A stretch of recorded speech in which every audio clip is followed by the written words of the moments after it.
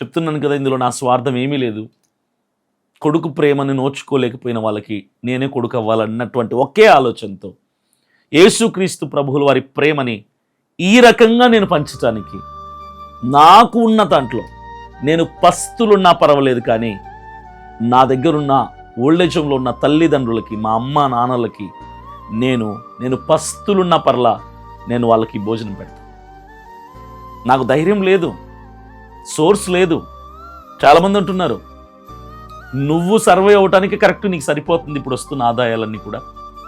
మరి ఆ old age home పెట్టినామంటే నెలకి 1.5-2 లక్షలు ఖర్చు అవుతుంది.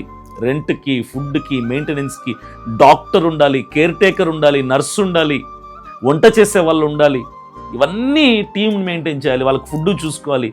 ప్రతి నెల రోజుకి 20 మంది చొప్పున భోజనం పెట్టాలి, వాళ్ళకి శాలరీస్ ఇవ్వాలి, రెంట్లు కట్టాలి, కరెంటు బిల్లు కట్టాలంటే 2 లక్షలు లేనిది నీ ఆ ఓల్డేజ్ హోమ్ రన్ అవ్వదు. ఎలా చేస్తావు అంటే ఒకటే చెప్పా, మంచి పని ప్రారంభిస్తున్నా, దేవుని మీద భారం వేసా, నేను పస్తులున్నా పర్లేదు కానీ నేను ఓల్డేజ్ హోమ్ రన్ చేస్తాను, వాళ్ళ కడుపు నింపుతాను అని నేను చెప్పాను.